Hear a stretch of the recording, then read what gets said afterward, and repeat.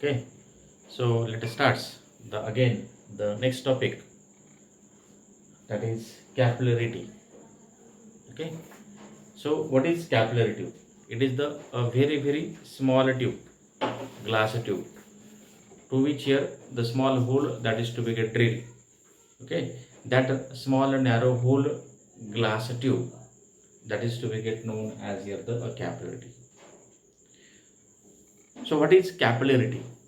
It is the rise or the fall of the liquid. It is the rise or the fall of liquid inside a capillary tube whenever it is to be get deep inside the liquid. That phenomena that is to be get known as here the capillary tube. That is example, the blotting of the ink on the paper, the rises of the water from the roots to the leaf, from the roots to the leaf, म्हणजे झाडाच्या मुळापासून तर झाडाच्या शेवटच्या टोकाच्या पानापर्यंत जे त्याचं अन्नद्रव्य जे पोहोचतं हे एका कॅपिलरी ॲक्शननं आपल्याला इथं पाहायला मिळतं. तर हे जे कॅपिलरिटी असतं हे कशा प्रकारे आपल्याला इथं पाहायला मिळतं? Why this happen here? Okay, so here those liquid which partially weights the solid that are having the acute angle of contact. ज्या लिक्विडचा अँगल ऑफ कॉन्टॅक्ट हा ॲक्यूट असतो, in that particular cases there is a rise of liquid level that is to be rises. Okay, म्हणजे इथं सांगण्याचं तात्पर्य असं आहे की ज्याचा अँगल ऑफ कॉन्टॅक्ट हा कसा आहे, हा लेस दॅन 90 डिग्री आहे. In that particular cases there is a rise of liquid inside the capillary tube. Here in second case here, those liquid which are having the angle of contact greater than 90 degree, in that particular cases here there is a fall of liquid. There is a fall of liquid.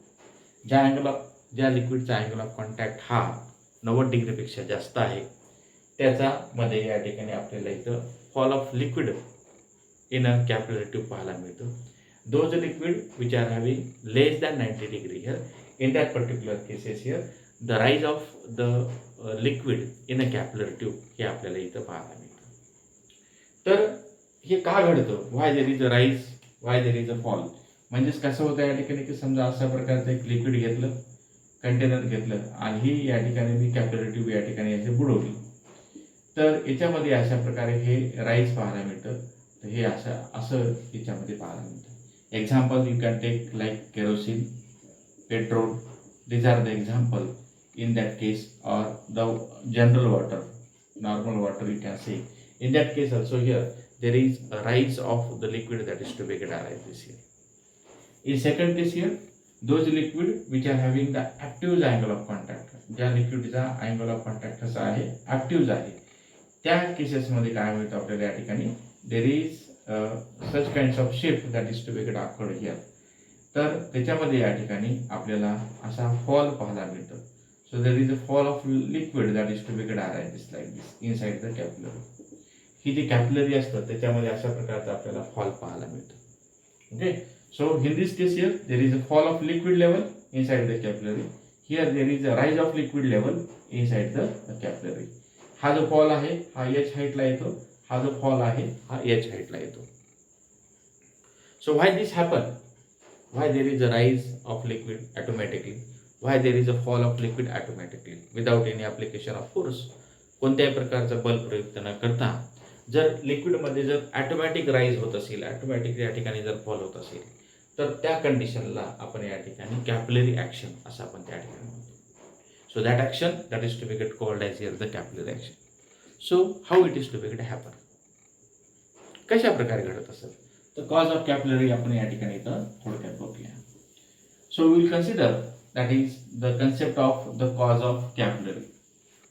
The cause of capillary. Okay, तर आपण या ठिकाणी इथं थोडक्यात बघूया. या ठिकाणी the cause of capillary action. Okay, cause of capillary action. So let us here, this is the container that we are going to consider here, and inside this container here the liquid that is to be taken here, and here this is the capillary tube that is to be utilized. Inside this capillary tube here, there is a small hole that is to be get drilled to this capillary tube here, and you are going to observe that here the liquid that is to be get found to be rises up to this height. आता ही झाली normal level लिक्विडची आणि ही झालं या ठिकाणी ही capillary या ठिकाणी rise होताना आपल्याला पाहायला मिळतं. आता या ठिकाणी की हे ऑटोमॅटिक का चढतं, why there is a rise of liquid is occurred automatically. त्याच्यासाठी आपण या ठिकाणी 4 पॉईंटचे इथे विचारात घेतलेले आहे. So such kinds of meniscus that you are going to observe here. So there is one point that I am going to consider, say A. Another point, say I can say it is B. Third point that I am going to consider C, and next point that is to be considered as here the D. म्हणजे A, B, C आणि D असे मी या ठिकाणी 4 point इथं विचारात घेतलेले आहेत. So here whatever may be the pressure which is to be acting at point A and at point C, that is found to be same. That is because of here the atmospheric pressure. Atmospheric pressure हा जो pressure आहे याला आपण या ठिकाणी ॲटमॉस्फिअरिक pressure असं पण म्हणतो. That is PA is equal to PC here. PA is equal to PC. आता इथे काय होतं या ठिकाणी, the shape of meniscus is looking like this here. So in the case of the concave shape here, whatever may be the force which is to be get acting in upward direction, that is more than that of here the downward direction here. Therefore here whatever may be the pressure which is acting in upward direction is larger than that of here the downward direction. म्हणजे याच्यावर आपण काय सांगू शकतो या ठिकाणी, the pressure which is acting at A point is larger than the pressure acting at point B here. म्हणजे pressure at point A is larger than that of here the pressure at point B here. आता आपण इथं विचारात घेऊ या ठिकाणी की PA बरोबर PC दाखवलं, PA हा PB पेक्षा जास्त आहे, म्हणजेच मी या ठिकाणी असं लिहू शकतो या ठिकाणी की PC is greater than PB. PC is greater than PB. PC हा PB पेक्षा जास्त आहे, बरोबर की नाही. आता इथं C आणि D the pressure which is to be acting in normal direction हा सुद्धा कसा आहे, सारखाच असतो या ठिकाणी. हा PC घ्या आणि हा काय घेतला PD. म्हणजे इथं सुद्धा आपण या ठिकाणी काय लिहिता येतं, PC हा PD सारखा आहे. म्हणजेच इथं काय सांगू शकतो या ठिकाणी की PD हा काय होतो, PB पेक्षा जास्त आहे, बरोबर की नाही. So what we can write here, instead of C here I can write D here. So PD is greater than PB. म्हणजे D पॉईंटचं प्रेशर हे B पॉईंट पेक्षा जास्त आहे. आता इक्विलिब्रियम कंडिशन मध्ये काय होतं या ठिकाणी की जर हे जेव्हा आपण कॅपिलरी ट्यूब डीप करतो त्यावेळेस आपल्याला या ठिकाणी लक्षात येतं की हे कॅपिलरी राईज का घडतं, in case of the equilibrium condition. In case of equilibrium condition. Equilibrium condition म्हणजे काय असतं या ठिकाणी, in that particular condition here whatever may be the pressure at point B that is equal to that point B here. ही condition achieve करण्यासाठी the pressure at point B should be equal to the pressure at point D. This condition is to be get achieve. For that purpose here there is a rise of liquid that is to be get this here.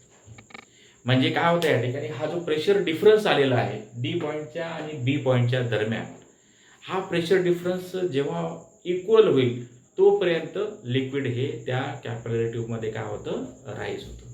So there is a rise of liquid level that is to be get arises in case of the capillary tube. So that is the simple reason that you can consider in case of here the cause of the capillary tube.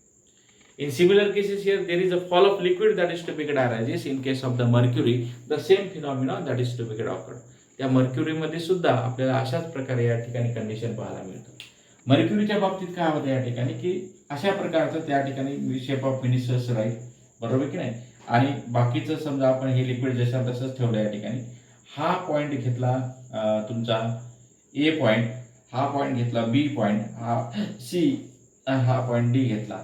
त्या कंडिशनमध्ये काय होतं या ठिकाणी की हा BD, कारण Dचं pressure हे B पेक्षा कमी होतं आणि त्याच्यामुळे काय होतं की इक्विलिब्रियम कंडिशनसाठी हे लिक्विड लेवल काय होतं, डाऊनवर्ड डायरेक्शनला जातं आणि म्हणूनच मर्क्युरीमध्ये तुम्हाला अशा प्रकारचं तुम्हाला फॉल ऑफ लिक्विड हे तुम्हाला पाहायला मिळतं. Okay, so there is a fall of liquid that is to be get arises in case of the mercury. So this is the simple phenomena that you can consider regarding the cause of capillary. आता याच्यातनी एक formula असतं, ते formula आपल्याला या ठिकाणी इथं derive करायचं आहे. तर हे थोडक्यात बघून घ्या, ते आपल्याला या ठिकाणी इथं बघता येईल. Note down this one here.